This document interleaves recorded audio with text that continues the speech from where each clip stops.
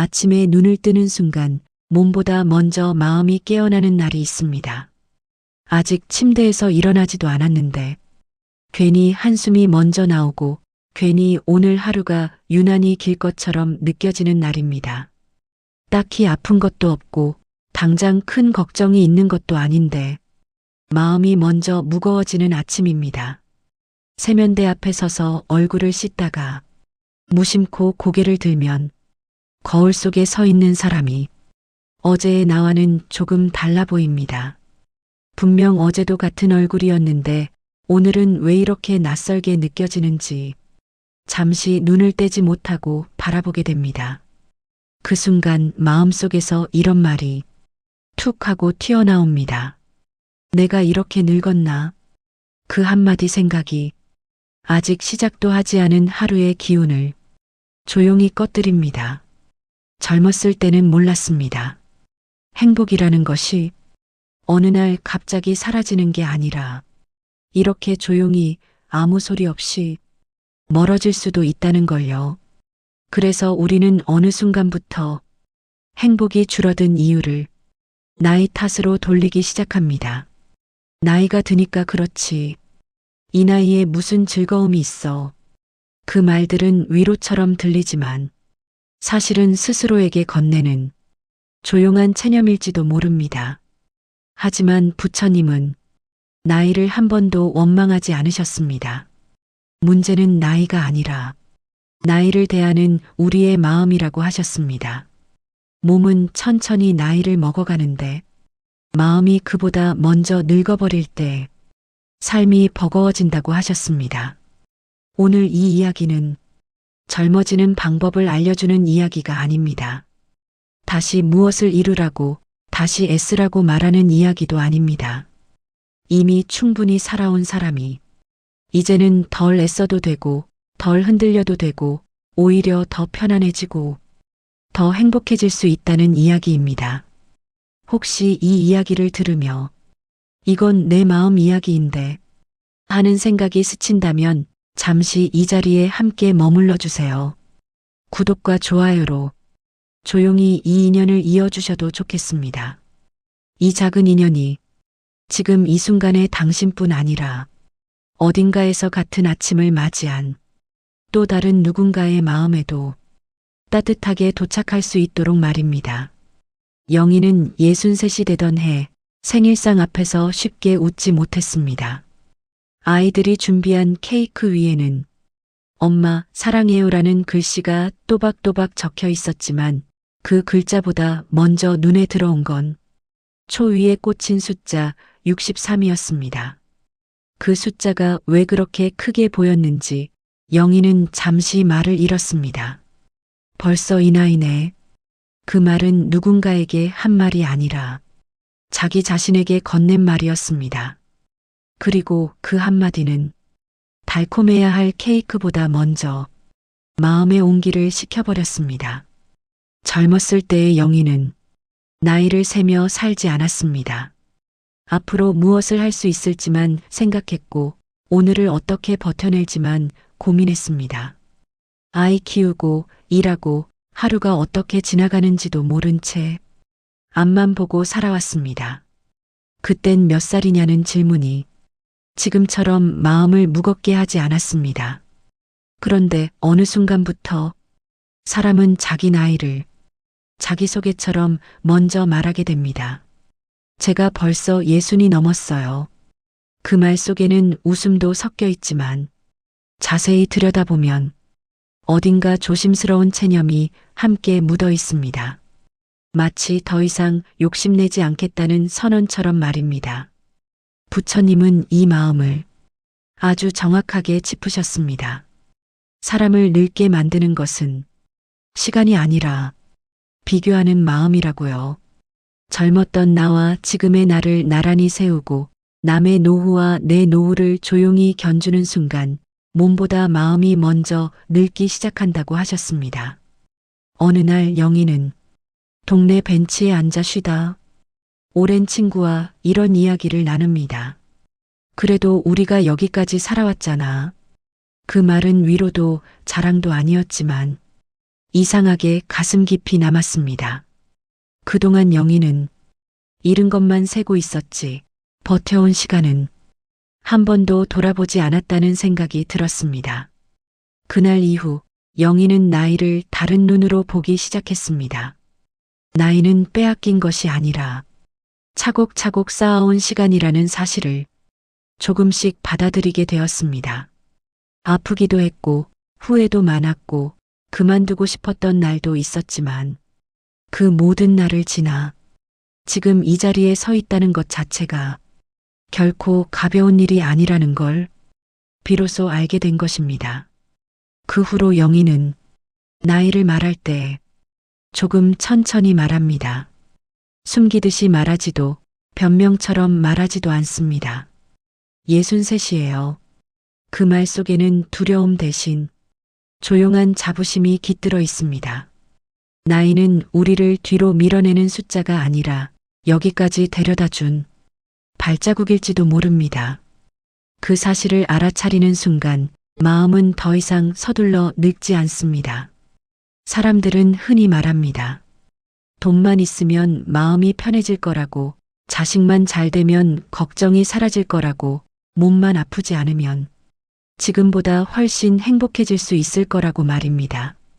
영희 역시 그런 생각으로 평생을 살아왔습니다. 그래서 늘 마음은 조금만 더를 향해 가 있었습니다. 그런데 이상하게도 하나를 넘기면 또 다른 걱정이 생기고 한 고비를 넘기면 또 다른 불안이 기다리고 있었습니다. 행복이 가까워지는 대신 늘 한 발 앞에서 도망치는 것처럼 느껴졌습니다. 어느 늦은 오후 영희는 혼자 집에 앉아 있었습니다. 약속도 없고 전화도 오지 않는 시간, 창문 사이로 들어오는 햇살이 바닥에 길게 누워 있었고 집안은 유난히 조용했습니다. 그 조용함이 처음에는 조금 낯설게 느껴졌습니다. 그런데 한참을 그렇게 앉아 있다 보니 마음속에서 괜히 바쁘게 움직이던 생각들이 하나둘 멈추기 시작했습니다. 오늘 해야 할 일도 내일 걱정도 갑자기 조금 멀어졌습니다. 그 순간 영희는 이상할 만큼 편안해졌습니다. 아, 이게 행복이구나. 누군가 옆에 있지도 않았고 무언가를 이룬 것도 아니었는데 마음이 고요해졌다는 이유 하나만으로 그 시간이 참 좋았습니다. 그때 문득 부처님의 말씀이 떠올랐습니다. 행복은 가지는 것이 아니라 머무는 상태라는 말씀. 밖에서 붙잡으려 할수록 멀어지지만 마음이 잠시 멈춰설 때 비로소 알아차릴 수 있다고 하셨습니다. 영희는 그제야 알게 됩니다. 그동안 자신은 행복을 찾고 있었던 것이 아니라 행복을 쫓고 있었다는 사실을 말입니다. 그래서 늘 숨이 찼고 늘 마음이 급했는지도 모릅니다. 그날 이후 영희는 행복을 대하는 태도가 달라졌습니다. 무언가를 더 얻어야 행복해질 거라는 생각 대신 지금 이 순간 마음이 어디에 머물러 있는지를 조금 더 자주 들여다보게 되었습니다. 행복은 멀리 있는 목표가 아니라 잠시 고개를 들면 이미 곁에 와 있는 상태일지도 모릅니다. 부처님은 그 사실을 이미 오래전에 우리에게 알려주고 계셨습니다. 나이가 들수록 행복해지기 어려운 이유는 지금의 삶이 특별히 더 힘들어서가 아닙니다. 몸이 예전 같지 않아서도 환경이 갑자기 나빠져서도 아닙니다. 그보다 더 큰 이유는 마음이 자꾸 과거로 돌아가기 때문입니다. 영희는 밤이 되면 괜히 잠자리에 눕기가 싫어졌습니다. 불을 끄고 눈을 감는 순간 하루 종일 잠잠하던 생각들이 갑자기 고개를 들기 때문입니다. 그때 그 말을 하지 말았어야 했는데 그 선택만 안 했어도 지금은 달랐을까? 이런 생각들은 부드럽게 다가오는 법이 없었습니다. 언제나 마음을 콕콕 찌르며 지금의 평온을 깨뜨렸습니다. 부처님은 이 마음 상태를 두고 스스로에게 형벌을 주는 것과 같다고 하셨습니다. 이미 끝난 일을 다시 끌어와 오늘의 마음을 괴롭히는 것은 상처에 소금을 뿌리는 일과 다르지 않다고요. 과거는 아무 말도 하지 않는데 우리가 스스로 그 시간을 붙잡고 계속 말을 걸고 있는 셈입니다. 영희 역시 지나간 장면들을 수없이 되돌려 보았습니다. 참지 못하고 던진 말, 용기 내지 못했던 순간, 되돌릴 수 없는 선택들. 그 장면들은 아무리 다시 생각해도 다른 결말을 보여주지 않았습니다. 그저 같은 후회만 되풀이할 뿐이었습니다. 그러던 어느 날 영희는 부처님의 한 구절을 다시 떠올리게 됩니다. 이미 지나간 것은 지금의 너를 해칠 권리가 없다. 그 말이 처음으로 가슴 깊이 내려앉았습니다. 과거는 이미 제 할 일을 끝냈고 지금의 영희를 평가하거나 벌할 자격이 없다는 뜻처럼 느껴졌습니다. 그날 이후 영희는 과거를 대하는 태도를 조금 바꾸기 시작했습니다. 억지로 잊으려 하지도 않았고 스스로를 용서하라며 다그치지도 않았습니다. 그저 마음속에서 과거가 고개를 들 때마다 조용히 이렇게 말해주었습니다. 그 일은 이미 지나갔어. 지금의 나를 해치지 않아도 돼. 과거를 내려놓는다는 것은 모든 기억을 지워버리는 일이 아니었습니다. 그 기억들을 제자리로 돌려놓는 일이었습니다. 그 사실을 깨닫는 순간 영희의 밤은 조금씩 조용해지기 시작했습니다. 행복은 과거를 없애서 오는 것이 아니라 과거가 현재를 괴롭히지 못하게 할 때 비로소 자리를 잡습니다. 부처님은 그 단순한 진리를 아주 오래전에 이미 말씀해 두셨습니다. 젊었을 때의 행복은 더 많이 쥐는 것이었습니다. 손에 들어오는 것이 늘어날수록 삶도 함께 단단해질 거라 믿었습니다. 그래서 영희의 손은 언제나 꽉 쥐어져 있었습니다. 놓치지 않기 위해, 뒤처지지 않기 위해 힘을 주고 살아왔습니다. 하지만 나이가 들고 보니 이상한 일이 쥔 것이 많아질수록 손이 먼저 아파왔고 마음은 자주 피로해졌습니다.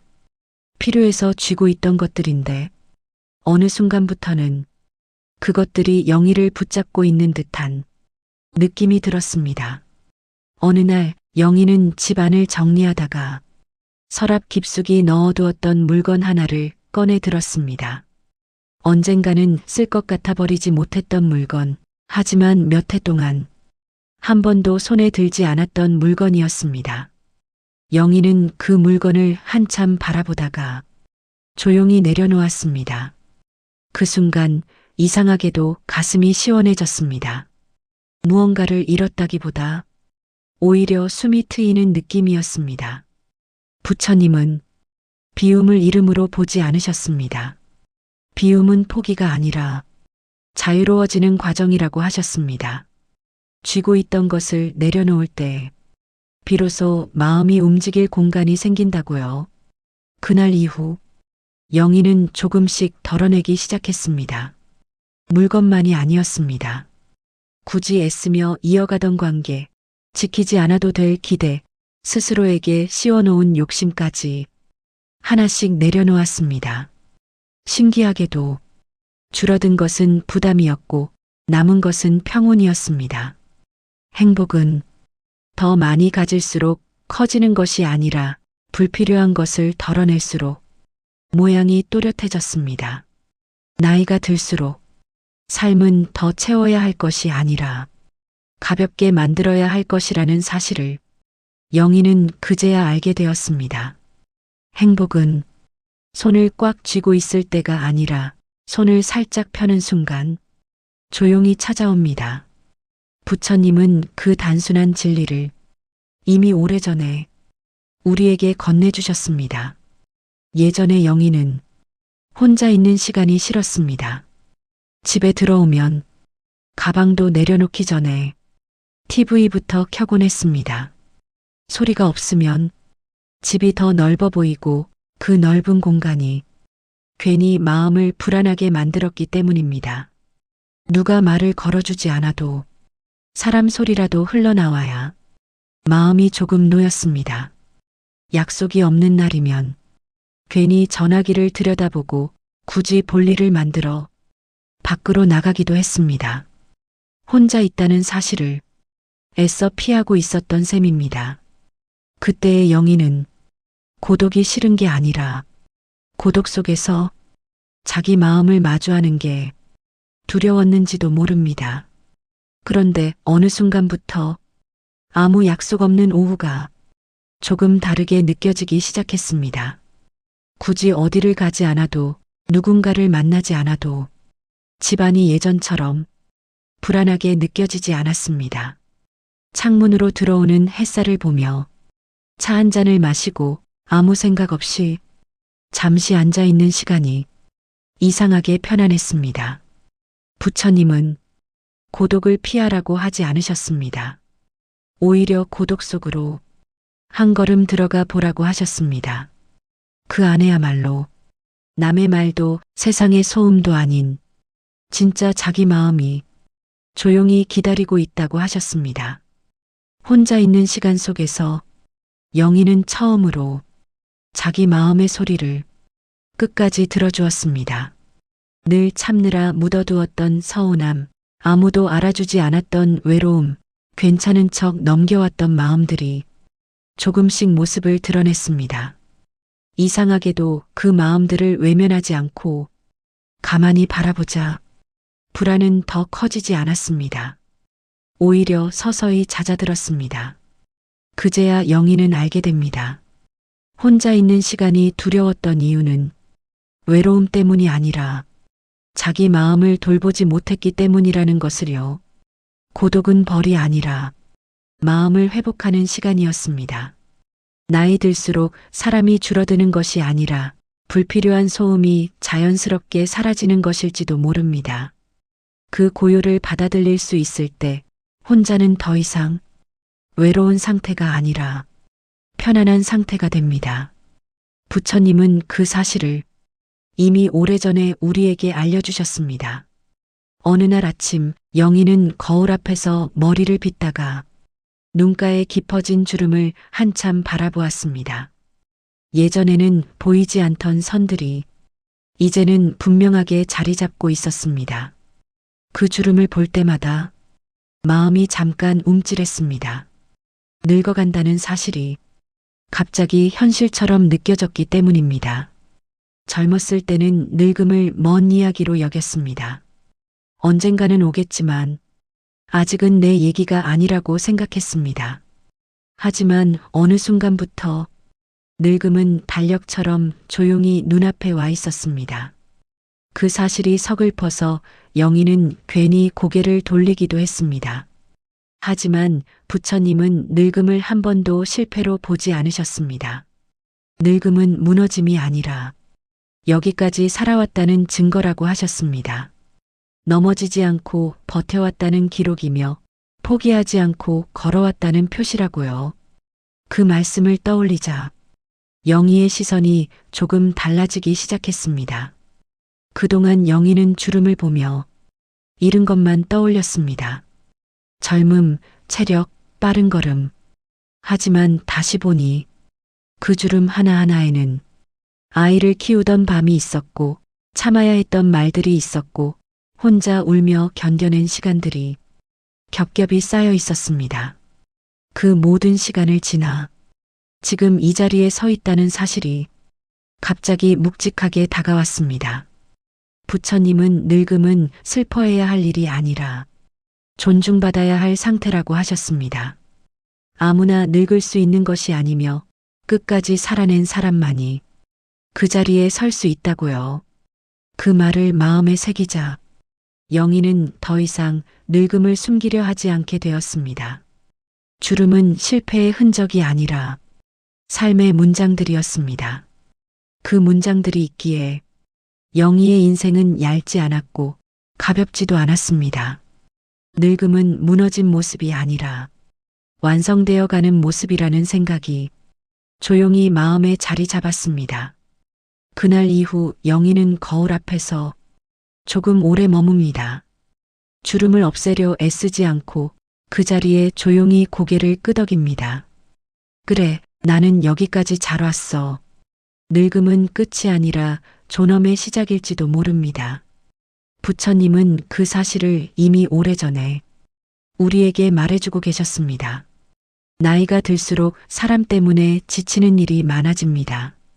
몸이 힘든 날보다 마음이 힘든 날이 더 잦아지고 그 이유를 곱씹어 보면 대부분 사람과의 관계에서 비롯됩니다. 영희도 어느 순간부터 사람을 만나고 돌아오면 이상하게 더 피곤해지는 날이 늘었습니다. 예전에는 사람을 많이 만나는 것이 삶을 풍성하게 만드는 일이라 믿었습니다. 불편해도 참고 서운해도 웃고 넘기며 관계를 이어가는 것이 어른의 도리라고 여겼습니다. 그래서 마음이 상해도 그럴 수도 있지 하며 스스로를 다독였습니다. 하지만 나이가 들수록 그 다독임이 점점 버거워졌습니다. 괜히 한마디에 마음이 흔들리고 돌아오는 길에 혼자서 그 말을 되뇌며 잠을 설친 날도 있었습니다. 그때 영희는 문득 이런 생각이 들었습니다. 내가 왜 여기까지 와서 이런 마음을 계속 안고 있어야 할까? 부처님은 모든 인연을 붙잡지 말라고 하셨습니다. 마음을 흐리게 하는 인연은 미워해서가 아니라 자비로서 멀리하라고 하셨습니다. 그 말은 관계를 끊으라는 뜻이 아니라 내 마음을 지키라는 뜻처럼 영희에게 다가왔습니다. 영희는 어느 날 괜히 힘들어지는 관계를 하나둘 내려놓기 시작했습니다. 자주 만나지 않아도 되는 사람, 만날 때마다 마음이 무거워지는 자리에서 조용히 한 발 물러섰습니다. 처음에는 외로울까봐 걱정도 됐습니다. 사람을 줄이면 마음도 텅 비어질 것 같았기 때문입니다. 하지만 예상과 달리 먼저 찾아온 것은 외로움이 아니라 깊은 평안이었습니다. 마음을 쓰지 않아도 되는 하루, 괜히 해명하지 않아도 되는 관계, 그 여백 속에서 영희의 마음은 오랜만에 편안해졌습니다. 그제야 영희는 알게 됩니다. 사람이 줄어든 것이 아니라 마음을 소모시키던 관계가 자연스럽게 정리된 것이라는 사실을요. 나이 들수록 필요한 것은 많은 인연이 아니라 편안한 인연이라는 것도 말입니다. 사람을 정리하는 일은 차갑게 돌아서는 일이 아니라 자기 마음을 존중하는 일입니다. 그 사실을 받아들이는 순간 마음은 한결 가볍게 숨을 쉽니다. 부처님은 그 지혜를 이미 오래전에 우리에게 전해주고 계셨습니다. 자식은 부모의 평생 숙제라는 말이 있습니다. 영희에게도 그 말은 너무 익숙했습니다. 아이가 어릴 때는 잘 먹는지 아프지는 않은지 걱정했고 자라서는 공부와 친구를 걱정했고 어른이 된 지금도 일은 잘하고 있는지 가정은 평안한지 마음은 늘 자식 곁을 맴돌았습니다. 자식이 어릴 때는 부모가 대신 결정해 줄 수 있었습니다. 넘어지면 일으켜 세워주고 잘못된 길로 가면 손을 잡아 돌려 세울 수도 있었습니다. 하지만 어느 순간부터 자식의 인생은 부모의 손을 벗어나기 시작합니다. 그럼에도 마음은 그 사실을 쉽게 놓아주지 않습니다. 영희는 자식의 전화가 늦어지면 괜히 마음이 불안해졌고 표정이 어두워 보이면 자기 탓부터 떠올렸습니다. 도와주고 싶은 마음과 어찌할 수 없다는 현실 사이에서 마음은 자주 흔들렸습니다. 그 사랑이 깊을수록 걱정도 끝이 없었습니다. 부처님은 이 마음을 두고 자식도 하나의 인연일 뿐 내 소유는 아니다라고 하셨습니다. 사랑하되 붙잡지 말고 보살피되 대신 살아주지 말라고 하셨습니다. 그 말씀을 처음 들었을 때 영희는 마음이 조금 아팠습니다. 사랑하는데 어떻게 내려놓을 수 있냐고 속으로 되묻기도 했습니다.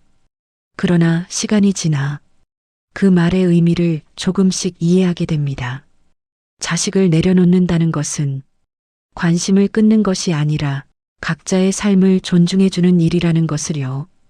부모의 걱정이 때로는 자식의 숨을 막고 있을지도 모른다는 사실을 조용히 인정하게 되었습니다. 그날 이후 영희는 자식을 대하는 태도를 조금 바꾸었습니다.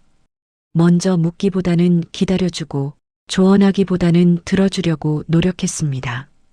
신기하게도 그럴수록 자식과의 대화는 더 부드러워졌고 영희의 마음도 조금 가벼워졌습니다.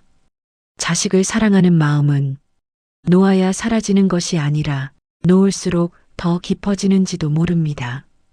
부처님은 부모의 사랑이 집착이 아니라 존중이 될 때 비로소 편안해진다고 이미 오래전에 말씀하셨습니다. 몸이 아프기 시작하면 마음도 함께 무너집니다.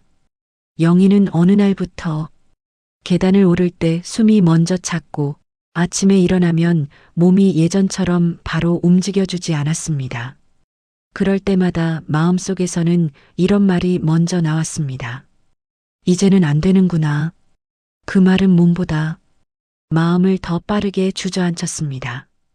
예전에는 몸이 말을 잘 들었습니다. 밤늦게까지 일해도 다음 날이면 다시 움직여 주었고 조금 무리해도 대수롭지 않게 넘길 수 있었습니다.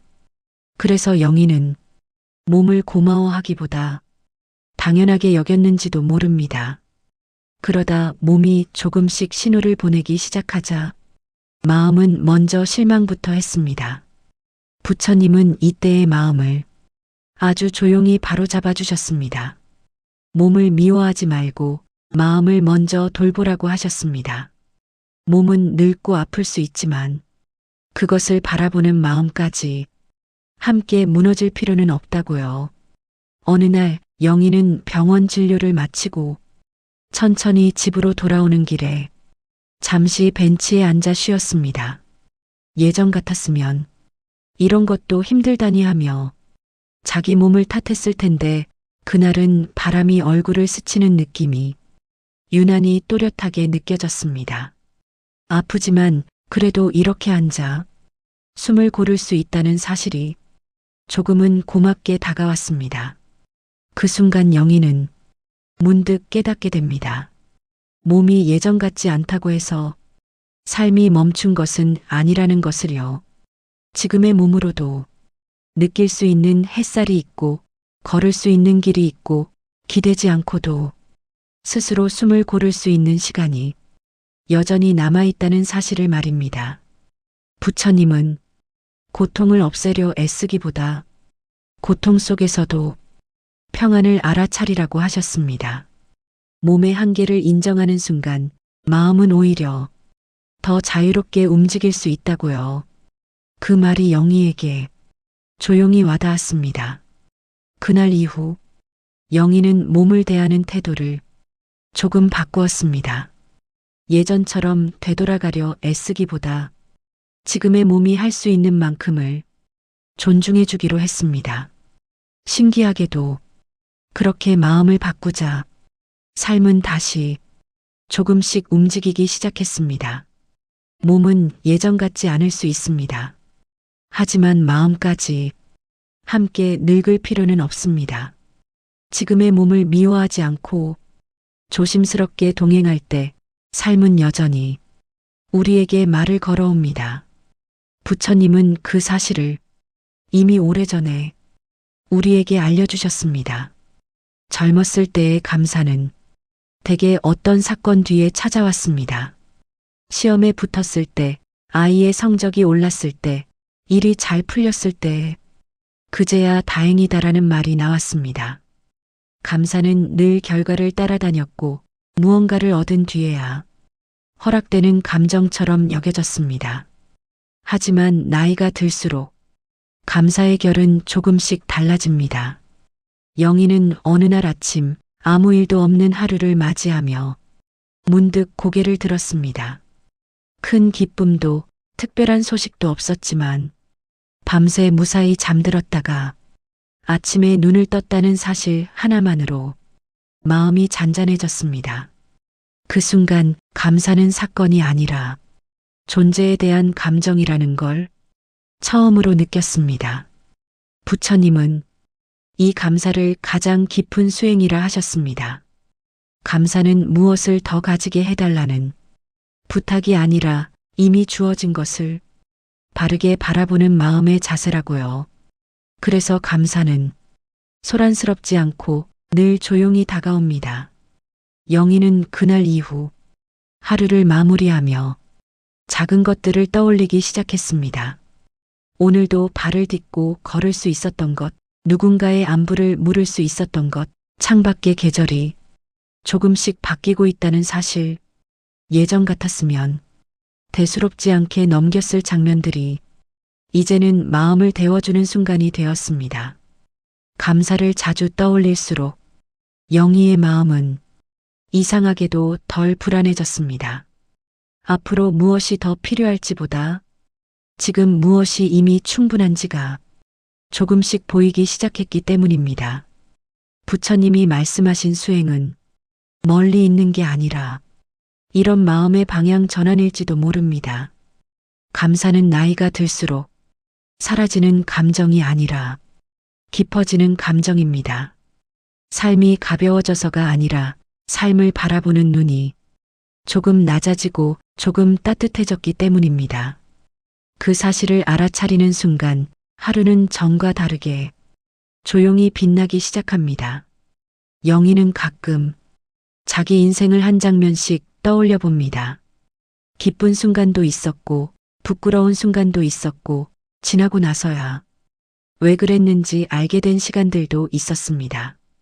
그런데 신기하게도 행복해 보이는 또래 사람들을 떠올려 보면 그들의 인생이 유독 덜 아팠던 것은 아니었습니다. 그들도 많이 넘어졌고 많이 후회했고 때로는 길을 잃기도 했습니다. 차이가 있다면 그 시간을 바라보는 눈이 달랐습니다. 행복한 노년을 사는 사람들은 자기 인생을 원망의 목록으로 정리하지 않았습니다. 대신 하나의 이야기로 받아들였습니다. 영희는 예전에는 과거를 떠올릴 때마다 왜 그땐 그랬을까라는 말부터 나왔습니다. 선택 하나, 말 한마디가 지금의 삶을 망쳐버린 것처럼 느껴지기도 했습니다.